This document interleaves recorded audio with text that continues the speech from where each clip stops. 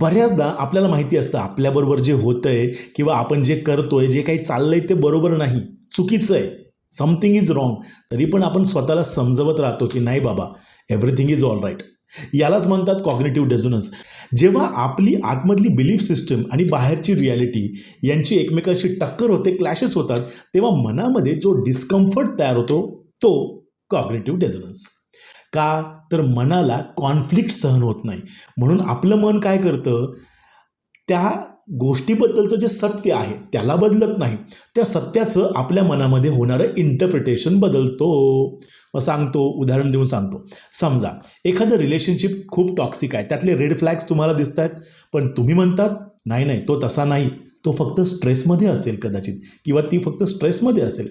एखादा जॉब तुमची प्रचंड एनर्जी ड्रेन करतो, पण तुम्ही म्हणतात अरे असं तर सगळ्यांनाच वाटत असेल, त्यात काय एवढं. कुणीही तुमचा अपमान करतं, पण तुम्ही म्हणतात केला असेल अपमान, पण त्याचं कदाचित इंटेन्शन तसं नसेल. मित्रांनो, रियालिटी अनकम्फर्टेबल असते, म्हणून मन काय करतं, त्याच्या भोवतीची स्टोरी बदलतं. हे केव्हा सुरू होतं माहिती आहे का? बघा, जेव्हा दोन गोष्टी एकाच वेळेस सत्य असतात आणि मनाला त्यापैकी एक जी ॲक्च्युअल सत्य आहे ज्याचा त्रास होतो ते स्वीकारायचं नसतं. म्हणजे काय, एखादी व्यक्ती मला दुखावते, पण त्याचबरोबर ती व्यक्ती मला गमवायची पण नाही आहे. एखादा निर्णय चुकीचा आहे, पण त्याचबरोबर स्वतःला सांगतो निर्णय चुकीचा असू शकतो, पण मी चुकीचा असू शकत नाही. मनाला कुणातरी एकाची निवड करावीच लागते आणि बहुतेक वेळा मन इगोला वाचवतं, सत्याला नाही. मग हे डेंजरस आहे का? तर नक्कीच. कारण तुम्ही प्रॉब्लेम सॉल्व्ह नाही करत आहात, तुम्ही डिस्कम्फर्ट शांत करत आहात.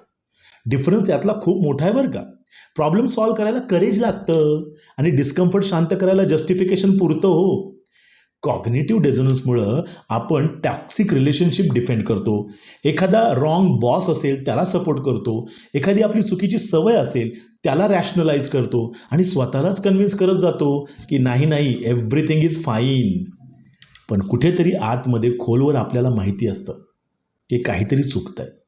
म्हणून सगळ्यात मोठा प्रश्न हा नाही की हे खरं आहे की नाही, सगळ्यात मोठा प्रश्न आपण विचारायला पाहिजे की हे जे अनकम्फर्टेबल ट्रूथ आहे ते मी टॉलरेट करू शकतो का. मित्रांनो, mind prefers comfort over clarity. Growth तेव्हा सुरू होते मनाची जेव्हा तुम्ही स्वतःच्या नॅरेटिव्हवरती प्रश्न विचारायला सुरुवात करतात, जेव्हा तुम्ही म्हणतात कदाचित मी स्वतःला तर फसवत नाहीये ना. मित्रांनो, सत्य पेनफुल असतं, त्रासदायक असतं, पण त्याला नाकारणं, त्याला डिनाय करणं हे जास्त महाग असतं. लक्षात घ्या आणि लवकरच आपली खरी स्टोरी ओळखा.